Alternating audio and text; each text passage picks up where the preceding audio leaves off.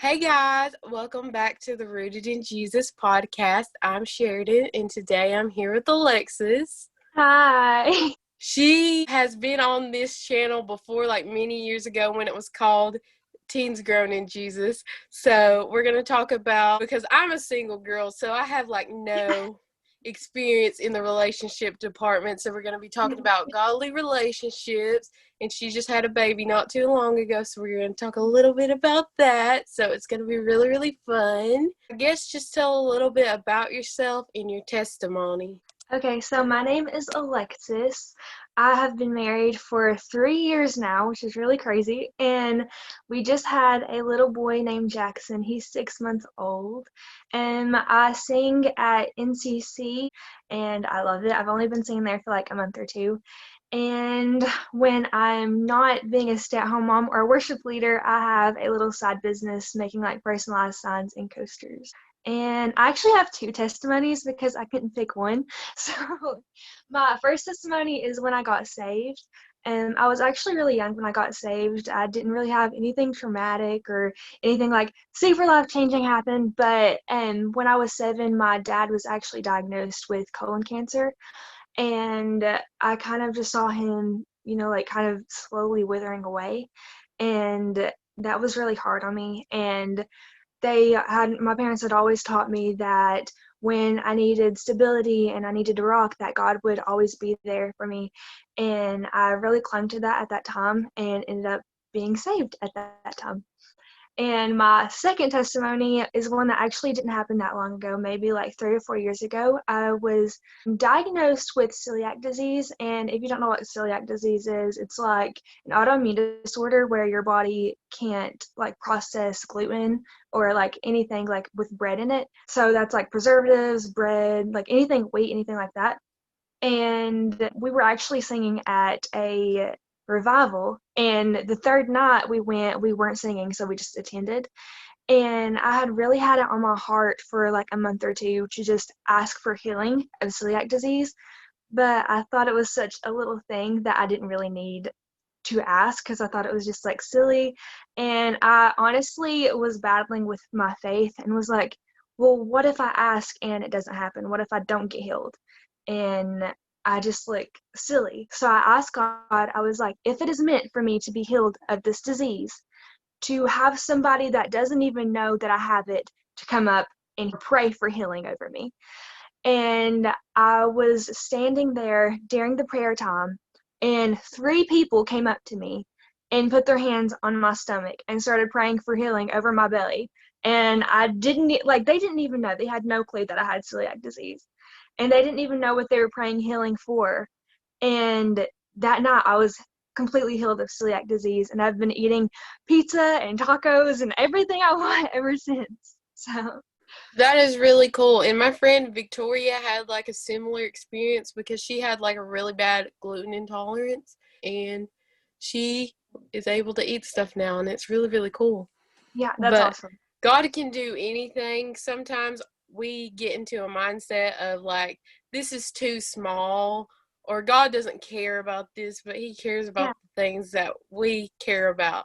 And yeah. sometimes, we don't always get healing and we don't always get like things like that, but we need to ask God because He can do it. If you just put your faith in Him, He can do it. And that's really cool. Since you've been married, do you have any like tips and stuff for like a godly relationship, and you can kind of share a little bit about you and your husband and all that?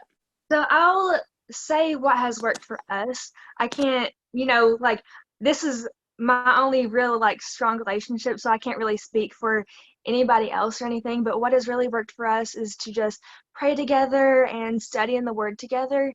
And the thing that has really helped us the most to have God centered in our relationship and really in mine and his life in general is to be each other's accountability partners. So if like he's reading the Bible and I haven't read the Bible that day, he'll be like, "Hey, what have you read today?" Or, "Hey, do you want to study with me?" And if I'm reading and he hasn't, I'll be like, "Hey, do you want me to read this out loud so we can both study it together?" And that has been like the biggest thing that has helped us. That is really good. So you had a baby this year. Did you have him like during all the craziness? Yeah, I actually had him when it like Corona was first started. So right before the whole quarantine. So I thankfully did have to have like I got to have like a normal birth and everything and didn't have to be like isolated or anything like that. So I'm really thankful. That's good about that. So, what has God taught you through being a mom? I really like this question because he has taught me so much. The first thing that comes to mind is patience. He has really taught me to be patient and to just stand still for a second and breathe.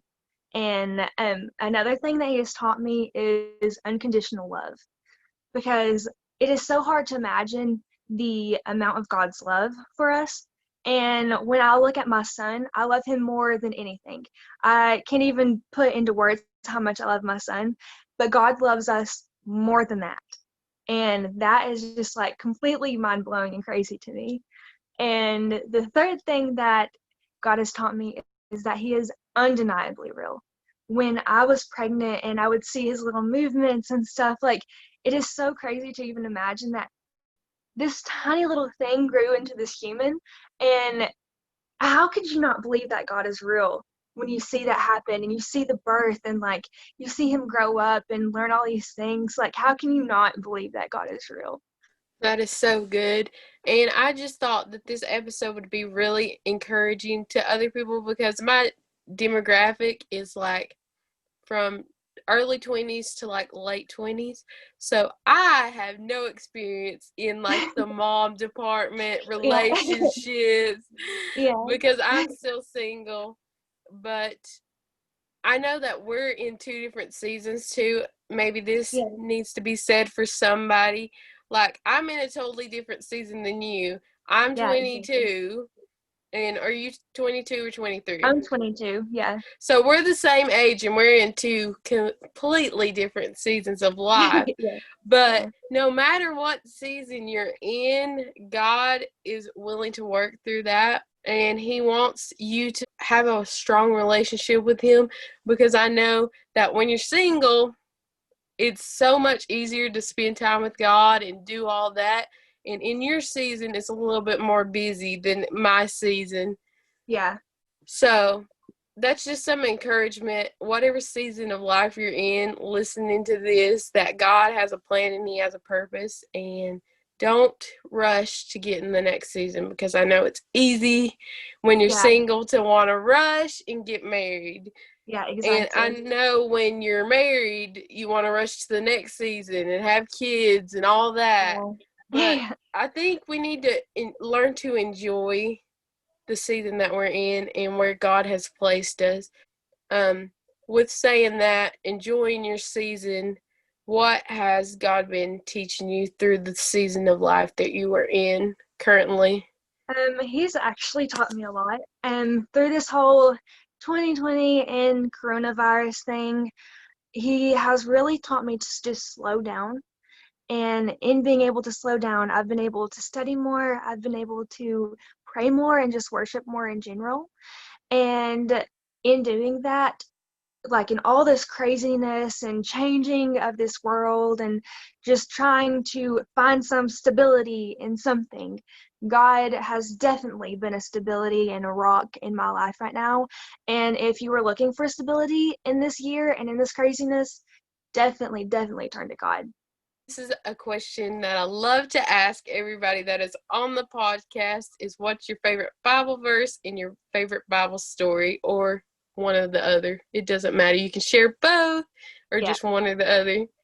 Okay, well, I'll share both since I've got both in mind. So, my favorite Bible verse of like all time, I literally recite it like multiple times a day, is Philippians 4:6. Do not be anxious about anything, but everything by prayer and supplication with thanksgiving, let your requests be made known to God. And the do not be anxious about anything, I literally recite every single day because with somebody that has an anxiety and depression disorder, I am constantly anxious about something. And especially being a new mom, there's like, has he been fed? Is he okay? Is he sick? All those anxieties, just rush in. And having that verse, do not be anxious about anything, really helps just to kind of just slow down and remind myself to pray and that God has got everything and just not to worry about it. And my favorite story is actually in Luke 1. I believe it's at the end, like Luke 1:41 or something like that. And this was actually really hard for me to pick a favorite story because there's so many good ones. And literally, whatever I'm studying is like my favorite story for that time. But my favorite, like, I guess, verses and stories since I've been pregnant is that one about when Mary visits Elizabeth when she's pregnant and the baby dances in her belly, just because feeling her, like, spirit, how strong it is. And I never really realized how cool that was until I was pregnant because my son would never react to really anybody's voice and touch except for mine because he was so familiar with me. And just to know that Elizabeth's baby felt something in Mary that he wasn't familiar with Mary at all, but he felt something so beautiful and so spiritual in her spirit that he jumped and danced in Elizabeth's belly, and I thought that was really cool. That is a really cool story, especially, yeah, because we don't really think about that. We think, oh, and we don't really think about how spiritual that is, Yeah, because we just tend to read like that when we're reading the Christmas story and don't really put a lot of thought into it. And it's like a wow, God yeah, moment. yeah. Because really, like, before I read it, I was like, oh, he just moved in her stomach. Like, he was just moving, like babies move, you know what I mean? But like, he felt what was in Mary so much that he felt the joy of it and the spirit of Jesus. And That's so, really cool. yeah. Is there any like encouragement or anything you want to say to our listeners before we end the podcast? Just pray. God is always there no matter what you are going through. He is always there, even when you don't feel him. When you don't feel him moving, he is there always. That is good, but we hope you guys enjoyed this podcast, and I'll see you guys in the next episode. I think the next episode might be the last one of the season, and then we'll probably be back in the new year. But I love you guys, and I'll see you guys later. Bye.